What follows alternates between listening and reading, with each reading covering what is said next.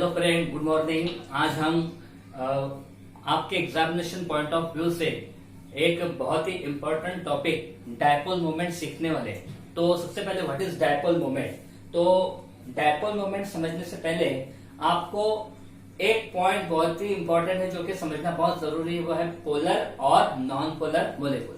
तो पोलर और non polar मोलेकुल कैसे समझेंगे, तो इसके लिए आपको और एक बात है जो कि जानना बहुत जरूरी है, वो है कोवैलेंट बॉन्ड। तो सबसे पहले कोवैलेंट बॉन्ड इज व्हाट। तो कोवैलेंट बॉन्ड से हम पोलर और नॉन पोलर मोलेकुल जानेंगे, फिर उससे हम डायपोल मोमेंट जानेंगे। ठीक है, तो सबसे पहले पोलर मोलेकुल और नॉन पोलर मोलेकुल, इसके अगर मैं आपसे एग्जांपल जानना चाहूं तो आप क्या बोलोगे।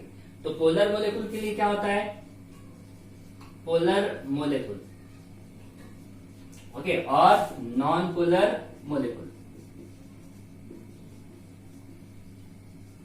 अच्छा, पोलर मोलेकुल इज व्हाट। तो उसकी एग्जांपल आप मुझे बताओगे तो HCl, ओके ठीक है, ये बराबर है, देन H2, ये भी बराबर है। तो polar molecule is HCl, non polar molecule is hydrogen. Okay, तो सबसे पहले ये हाइड्रोजन क्लोराइड और ये हाइड्रोजन मोलेकुल, ये कैसे पोलर और नॉन पोलर है। तो सबसे पहले HCl कैसे फॉर्म हुआ। तो अगर मैं बोलूं कि हाइड्रोजन ने क्या किया, उसके पास एक इलेक्ट्रॉन है, और जो क्लोरीन है उसके पास कितने इलेक्ट्रॉन है, उसके पास 7 इलेक्ट्रॉन है।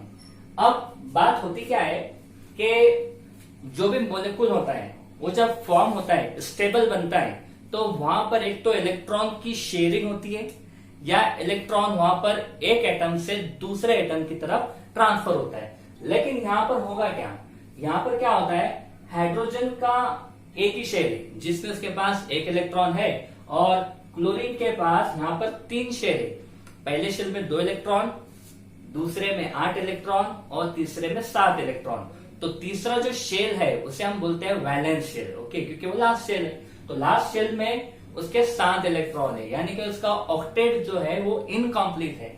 और जब ऑक्टेट इनकम्प्लीट है तो उस इनकम्प्लीट ऑक्टेट को कंप्लीट करने के लिए वो क्या करेगा, वो एक इलेक्ट्रॉन किसी से उधार लेगा। अब जब उधार लेगा तो किससे लेगा, जो उसे इलेक्ट्रॉन देगा।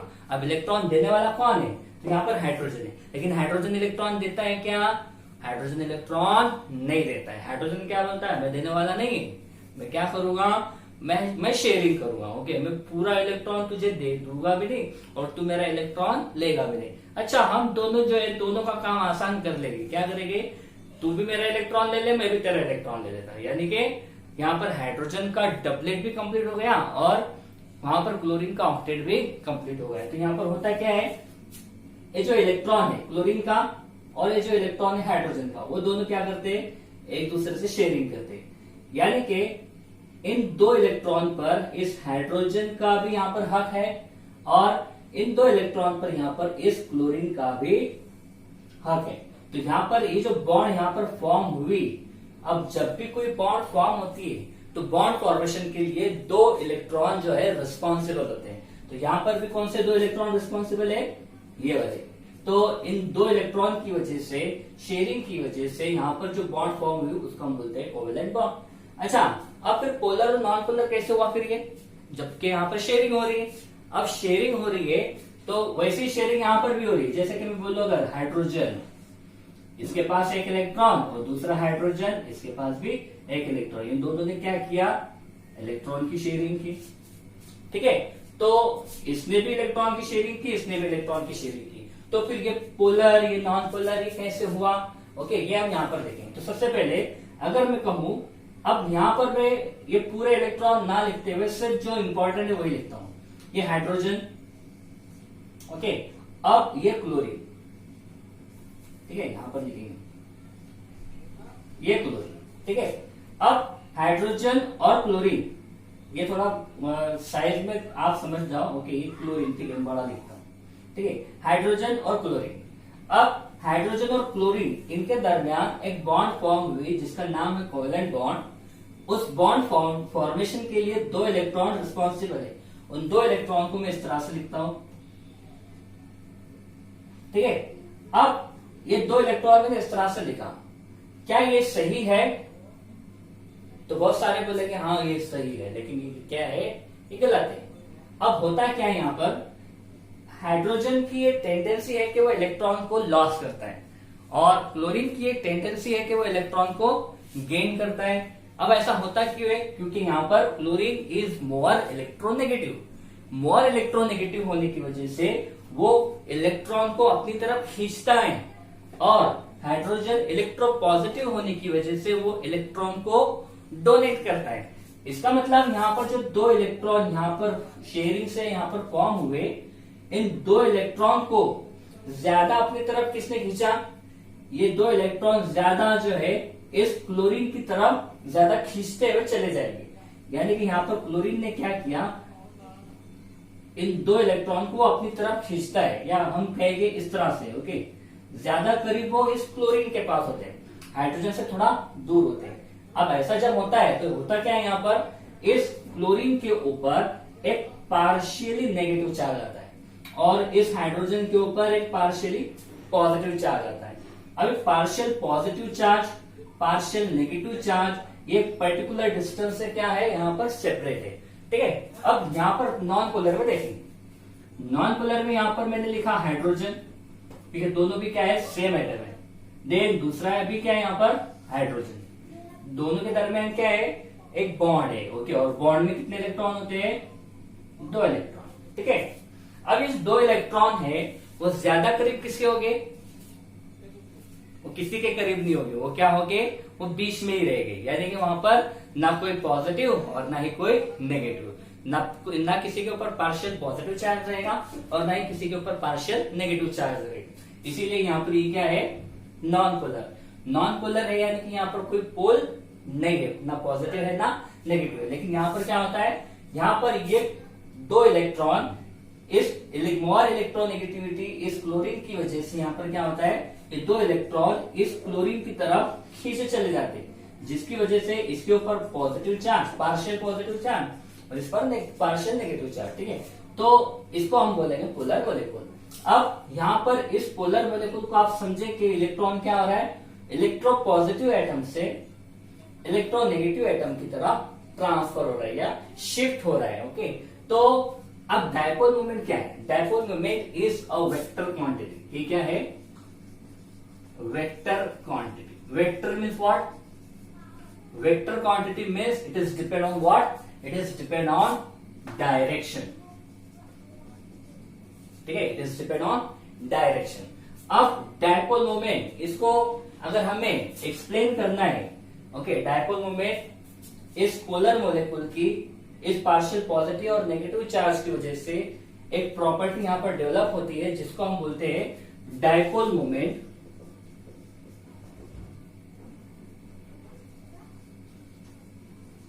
इसको हम डिनोट करते हैं म्यू से। किससे डिनोट करते हैं, म्यू।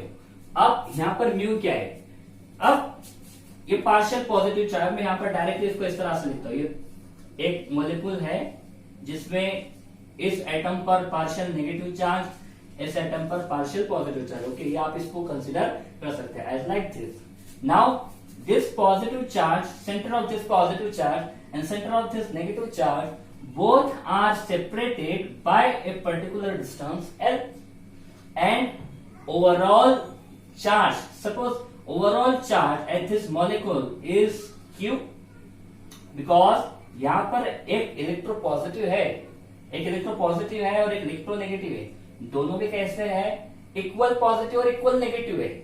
और ये जो मॉलिक्यूल है ओवरऑल क्या है, एक न्यूट्रल मॉलिक्यूल है, लेकिन जो चार्ज का जो नेट चार्ज है सपोज वो क्या है, वो Q है। तो सपोज डायपोल मोमेंट क्या होगा, the net charge Q into the distance separated by them L, okay. दोनों का जो प्रोडक्ट है, the product of charge and the distance between the two charge. Now dipole moment is what, dipole moment is the product of charge and the distance between this two opposite charge. Now after that there is a unit. What is the unit of this dipole moment? अब यहां पर Q क्या है, Q is charge, Q क्या है, Q is charge, और charge की value हमको पता है कितनी होती है, 4.8 10⁻10 इलेक्ट्रोस्टैटिक यूनिट ESU। एंड जो L है, L is what, distance between two opposite charges, distance between two opposite charge, ये जो दो अपोजिट चार्ज है उनके दरमियान का डिस्टेंस। और ये जो होता है ये एंगस्ट्रॉम में होता है, किसमें होता है, एंगस्ट्रॉम में। और 1 एंगस्ट्रॉम इक्वल टू 10⁻8 सेंटीमीटर, ठीक है। तो dipole moment is what, Q into L। अब Q जो है हमने यहां पर देखा है, Q कितना है, 4.8 मीन्स उसका जो पावर है, ओके, पावर देखेंगे हम यहाँ पर डायरेक्ट, ओके, जो चार्ज है उसका जो पावर है 10⁻10 ESU इनटू L कितना है, L जो डिस्टेंस है, डिस्टेंस हमने देखा है 10⁻8 सेंटीमीटर। अब इसको हम डायरेक्टली अगर देखेंगे तो 10⁻18 ESU सेंटीमीटर। तो डायपोल मोमेंट की यूनिट जो है क्या है, ESU centimetre, electrostatic unit centimetre. अब इंसान जो है थोड़ा आलसी है, तो वैसे ही यहाँ पर एक साइंटिस्ट है डिबाय, उन्होंने क्या किया, बार बार इतना ना लिखे, बार बार जो इतना ना लिखना पड़े, इसलिए उन्होंने क्या किया, 10⁻18 इलेक्ट्रोस्टैटिक यूनिट सेंटीमीटर, इसको उन्होंने डायरेक्टली नाम दिया, it is equal to 1 Dibai. क्या नाम दिया, 1 डिवाई, इसको हम डिनोट करते हैं डी से, ओके, 1 डिवाई मीन्स 1D, ठीक है। तो यहाँ पर डायपोल मूवमेंट की जो यूनिट है वो क्या है, debye, okay, 1 debye equal to what, it is equal to 10⁻18 ESU centimetre, ठीक है। Thank you.